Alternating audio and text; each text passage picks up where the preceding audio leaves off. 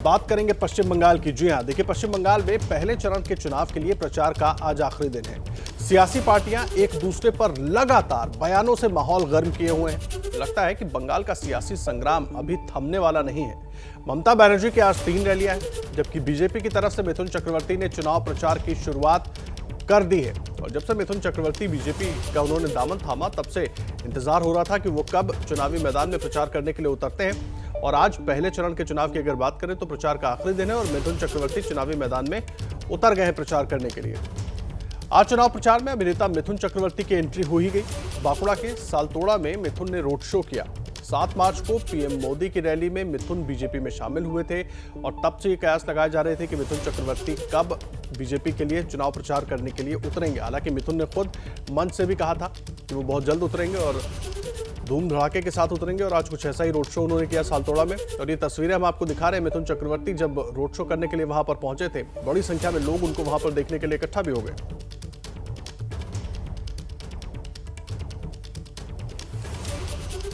पश्चिम बंगाल में चुनाव की तारीख करीब आते ही विरोधियों पर हमले की कोशिश में भाषा की मर्यादा भी टूटती जा रही है। उत्तर प्रदेश गुंडाদের সাজিয়ে পাঠিয়ে দিচ্ছে এখানে কপালে তিলক কেটে একটা গেরুয়া ড্রেস পরে পানবাহার চিবোতে চিবোতে আমাদের বাংলার সংস্কৃতিকে ধ্বংস করে দিচ্ছে। वार पलटवार के खेल में भाषा की गिरती मर्यादा दिखी बांकुरा में, जहां ममता बनर्जी ने यूपी के सीएम योगी आदित्यनाथ को बाहर से बुलाया गया गुंडा करार दे दिया। वैसे चुनावी मैदान में लिहाज के पैमाने तोड़ने में बीजेपी भी पीछे नहीं है। बंगाल बीजेपी के अध्यक्ष दिलीप घोष का ये बयान सुनिए।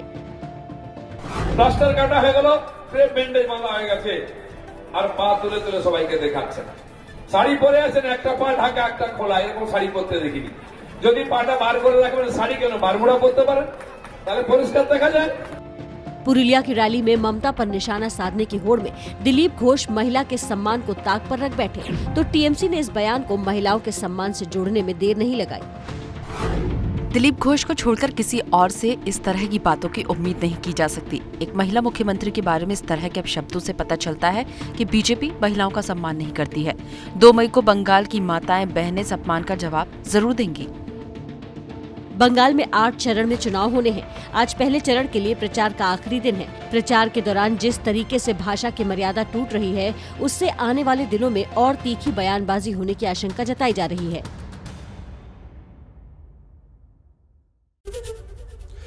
देखिए, पहले चरण के मतदान से पहले एबीपी न्यूज और सी वोटर के फाइनल ओपिनियन पोल में क्या तस्वीर आ रही है सामने।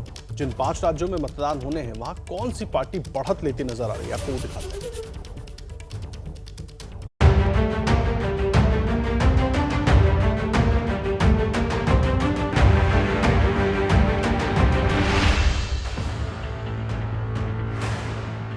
लगभग 1 महीने पहले जिन 5 राज्यों में चुनावी रणभेरी बजी थी, अब वो अपने पहले पड़ाव पर पहुंच चुकी है। कौन मैदान मारेगा और सत्ता के सिंहासन पर कौन बैठेगा, इसका आखिरी फैसला जनता करेगी।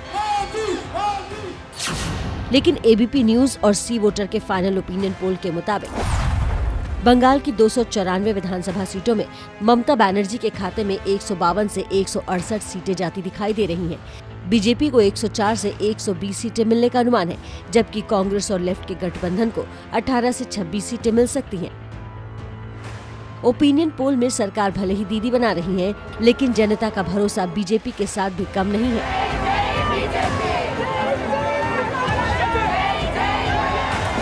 टीएमसी को बंगाल का 42% वोट मिलने का अनुमान है, जबकि बीजेपी को 37%, यानी 5% वोट का फर्क। कांग्रेस और लेफ्ट के हिस्से में 13% वोट जाते दिखाई दे रहे हैं। 8% वोट अन्य के खाते में जा सकता है। बंगाल में बीजेपी भले ही नंबर 2 है, लेकिन असम का असली किंग बीजेपी बनती दिख रही है। एबीपी न्यूज के लिए किए सी वोटर के सर्वे के मुताबिक असम की 126 विधानसभा सीटों में बीजेपी गठबंधन को 65 से 73 सीटें मिलती हुई दिखाई दे रही हैं। कांग्रेस गठबंधन को 52 से 60 सीटें मिलने का अनुमान है, जबकि अन्य के खाते में 4 सीटें जाती दिखाई दे रही हैं। इस बार दक्षिण का सियासी दंगल भी कम दिलचस्प नहीं है। फाइनल ओपिनियन पोल में 234 विधानसभा सीटों वाले तमिलनाडु में यूपीए गठबंधन को जीत मिलती हुई दिखाई दे रही है। यूपीए को 173 से 181 सीटें मिलने का अनुमान है, एनडीए 45 से 53 सीटों पर सिमटता हुआ दिखाई दे रहा है, जबकि अन्य के पास 2 से 14 सीटें तक जाने का अनुमान है। 140 विधानसभा सीटों वाले केरल में एलडीएफ को 71 से 83 सीटें मिलने का अनुमान है। यूडीएफ को 56 से 68 सीटें मिलती दिखाई दे रही हैं, जबकि बीजेपी की स्थिति 0 से 2 सीटों के आसपास दिख रही है।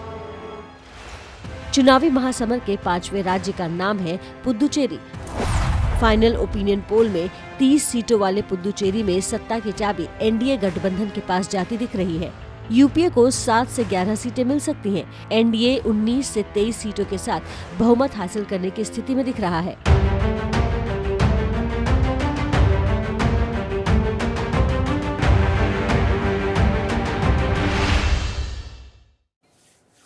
और हमारे सहयोगी कुंतल चक्रवर्ती इस वक्त कोलकाता से जुड़ गए हैं। देखिए, आखिरी चरण के चुनाव प्रचार का आज आखिरी दिन है और इसके पहले लगातार जो सियासी सरगर्मी है ना, बहुत बढ़ी हुई है। कुंतल, किस तरीके से देख रहे हैं वो जो बयानबाजियों की गर्मी है, वो जो एक दूसरे पर आरोप प्रत्यारोप की गर्मी है, और क्योंकि आज आखिरी चरण, पहले चरण के लिए जो चुनाव प्रचार का आखिरी दिन है, तो ऐसे में क्या देख रहे हैं आप बंगाल में, क्या हालात है इस वक्त?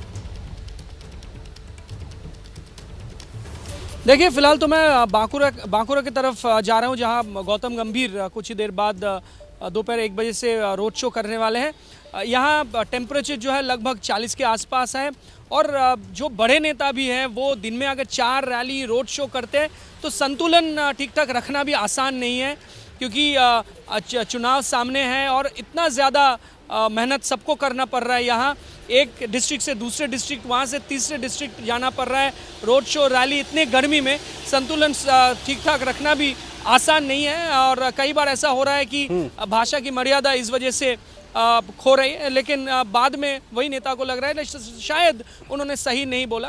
हालांकि आज 4 बजे बांकुरा, पुरुलिया और कुछ इलाकों में जहां पहले चरण के चुनाव होना है, वह 4 बजे आखिरी समय है चुनावी प्रचार के, और सुबह 6-7 बजे से लगातार जो उम्मीदवार हैं वो चुनावी प्रचार कर रहे हैं, और आज के दिन हर एक मोमेंट को यूटिलाइज करते हुए दिख रहे हैं। और कल भी मैंने देखा लगभग रात को 9 बजे तक चुनावी प्रचार किया बांकुरा में जो उम्मीदवार है बीजेपी के या फिर टीएमसी के। तो बहुत ही कांटे का मुकाबला होने वाला है पहले चरण के चुनाव में, जहां चुनाव होने हैं 30 सीटों पर। आदर्श, ठीक कह रहे हैं आप, मुकाबला तो कांटे का नजर आ रहा है। आप रहे ज्ञानेंद्र तिवारी हमारे सहयोगी पूर्वी मिदनापुर से इस वक्त जुड़ गए। ज्ञानेंद्र, लगातार आप बने हुए हैं वहां पर, हर जगह पर जा रहे हैं, स्थितियों को देख रहे हैं। मेरा बड़ा सवाल यह है कि एक तो ताज़ा हालात क्या है, जिस तरह से कुंतल भी बता रहे हैं कि मौसम तो खुद 40 डिग्री पर चल रहा है, लेकिन उसके अलावा बयानों से और गर्मी बढ़ जा रही है एक, और दूसरा अब तो पर्सनल अटैक होने लगा है कि यूपी से गुंडा आता है, साड़ी कैसे पहनती है, मतलब क्या हो रहा है इस चुनाव में? इस चुनाव में वो सब कुछ हो रहा है जो आप उम्मीद नहीं कर सकते या जो नहीं होना था। इसलिए ये पूछना, गर्मी के बारे में कुंतल जी ने जिक्र किया, तो मैं बता दूं कि मेरे माथे में भी पसीना है। मैं ये कह रहा हूं कि आज जो है ममता बनर्जी 4 रैली कर रही हैं पश्चिमी मिदनीपुर के इलाके, उस दो सीटों में जहां पर चुनाव होना है। नरेंद्र मोदी, कल प्रधानमंत्री नरेंद्र मोदी जिस तरह से वो आकर उन्होंने कांथी में बोला है कि नंदीग्राम का अपमान किया है दीदी ने, और ये भी कहा उन्होंने कि बार बार दीदी इसलिए कहना पड़ता है क्योंकि दीदी सुनती नहीं है। तो निश्चित तौर पर पश्चिम बंगाल का चुनाव जो है वो चढ़ चुका है, और राजनीतिक पारा भी चढ़ चुका है, और हर सियासी दल के नेता जो भी हैं वो बयान ही नहीं दे रहे हैं, केवल बयान ऐसा दे रहे हैं जिसका असर हो, जिसका काउंटर हो, और यही चाहते हैं लोग। तुष्टीकरण की राजनीति का जिक्र कई बार पीएम मोदी अपने मन से कर चुके हैं, और ममता बनर्जी हर बार ये कह रही हैं कि यूपी से आप इन्हें लाते हैं, इनके बुलाते। तो भाषा की मर्यादा तो भूल जाइए। फिलहाल हर कोई इस जुगत में लगा हुआ है कि हमारा असर वोटरों तक कैसे हो और कैसे हम अपने पक्ष में पूरा माहौल बना सकें। माहौल बनाने का ही खेल है आदर्श, और उसी माहौल बनाने में हर सियासी दल का राजनेता लगा हुआ है। जी ठीक कह रहे हैं आप, कोशिश यही है कि बस माहौल हमारा बना रहे किसी तरह, और ज्यादा से ज्यादा वोटर हमारे तरफ आए। बहुत धन्यवाद आपका ज्ञानेंद्र और कुंतल, आप दोनों का बहुत बहुत शुक्रिया। न पाबंदी हो न कोई हद हो तो बस खुद बनाई सरहद हो। ये मुहिम है परतों में छिपे हर सच की तलाश की, सियासत पर रखी पैनी नजर और आंख की, खबरों की दुनिया में एक जिम्मेदार आवाज की, जुर्म और जुल्म के खिलाफ हर बेबस के लिए इंसाफ की। जब कोई हद नहीं इंसानियत के लिए जज्बात की, जब कोई हद नहीं खुशियों और ख्वाब की, तब कोई हद क्यों हो नए नजरिए और बदलाव की। तोड़ के हदों के ताले नए सपनों को पाले, बांधे सबको एक धागे। आप को रखे आगे। ABP news.